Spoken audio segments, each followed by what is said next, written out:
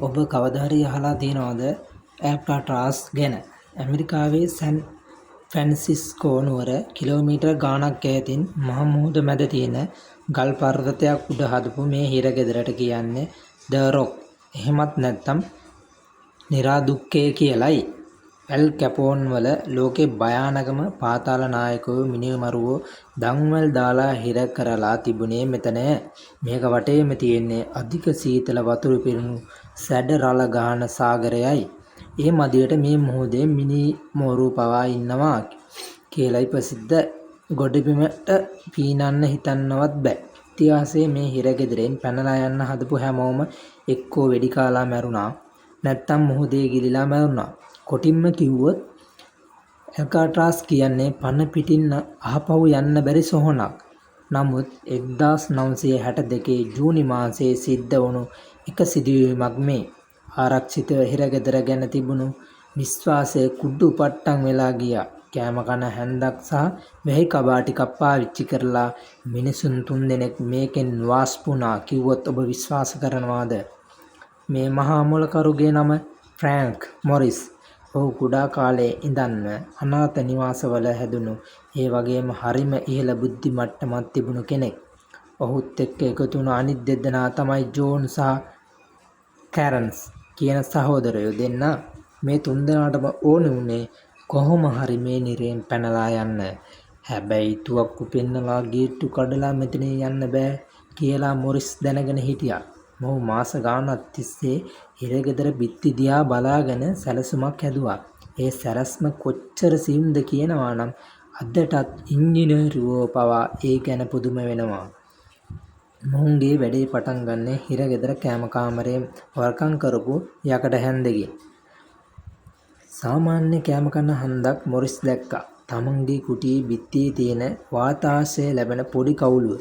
වටේ තියෙන සිමෙන්ති මුහුද හුලඟට පෙඟිලා දිරිලා තියෙන්නේ කියලා ඔවුන් හිතුවා. රැට අර හැන්ද පාවිච්චි කරලා මේ කවුළුව වටේ හාරන්න පටන් ගත්තා. හැබැයි මේක ලේසි වුණේ නම් නැහැ. ටිකක් හරි සද්දයක් ආවෝ නම් මුරකරුවා එනවා. ඒ නිසා මොරිස් තවත් නියම වැඩක් කළා. ඔහු කිව්වා හැමදාම හවසට සංගීතය වාදනය කරන්න අවසර තියෙන වෙලාවට වාදනය කරන්න කියලා. ඒ සංගීතය ඇහෙද්දී අර 3 දෙනා අස්සේ ඉඳන් පිස්සුවෙන් වගේ බිත්තිය හාරනවා. මාස ගාණක් තිස්සේ ඔවුන් මේ විදියට අඟලෙන් අඟල හාරලා මිනිස්සෙකුට රිංගන්න පුළුවන් තරමේ ලොකු හිලක් හැදුවා. ඊළඟට තිබුණු ලොකුම අභියෝගය තමයි මුහුද බිත්තියෙන් එළියට පැන්නත් අංශක ගාණක් සීතල වතුරෙන් පැන්න ගමන් අතපය හිරිවැටිලා මැරෙනවා. බෝට්ටුවක් නැතුව එගොඩට යන්න බෑ. මෙන්න මෙතනදී තමයි ඔවුන්ගේ මාස්ටර් ප්ලෑන් එකේ සුපිරිම කොටස එළියට එන්නේ. ඔවුන් හිරගෙදර මහන මැෂින් කාමරෙන් හොරෙන් වැහි කබා එකතු කරා. එකක් දෙකක් නෙමෙයි, වැහි කබා 50ක් 60ක් විතර ඔවුන් මේවා තමන්ගේ කුටිය පිටිපස්සෙන් තියෙන රහස් ඉඩමකට ගෙනිහින් රබර් ගම් ගාලා මහලා අඩි 14ක් දිග ලොකු පාරුවක් හැදුවා. සාදාගත් පාරුවට හුළං ගැසීමට සහ කොන්සර්ටිනා නම් සංගීත භාණ්ඩයේ වායු පම්පයක් ලෙස භාවිතා කරා. හිතන්න හිරගෙදරක් ඇතුලේ මේ වගේ වැඩක් කරන්න කොච්චර අමාරුද කියලා. ඔන්න දැන් ඔක්කොම ලෑස්ති.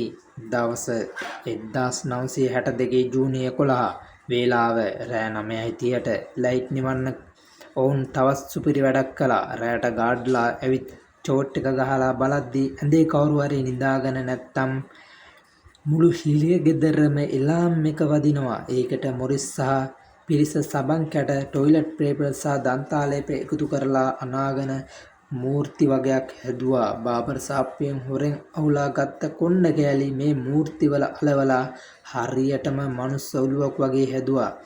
එදා රෑ ඔවුන් මේ බොරු ඔලු ටික කොට්ටේ උඩින් තියලා ඒකට රෙද්ද පොරවලා අර හිල අස්සෙන් රිංගලා වහලේ උඩට නැග්ගා. වහලේ තිබුණ දුම් කවුළුවෙන් එළියට බැස්ස ඔවුන් වැහි කබා පාරුවත් කරේ තියන් අඩි 50ක් විතර උස තාප්පෙන් දිගේ පහළට බැස්සා. වේලාව රෑ 10ට විතර ඇති. මුළු පරිසරයම මීදුමෙන් වැහිලා. ඔවුන් පාරුවට හුළං ගහලා ජීවිතේත් මරණයත් අතර සටනක මුහුදට පැන්නා. එදා රෑ ඔවුන් පාරුව පැදගෙන අඳුරේම නොපෙනී ගියා. පහුවදා උදේ සිද්ධ වුණ දේ හිතාගන්න පුළුවන්ද? උදේ ගාඩ් කෙනෙක් ඇවිත් මොරිස් නැගිටපන් කියලා කෑ ගහනවා. ඇඳේ හිටපු කෙනාගේ කකුලට තට්ටු කරා.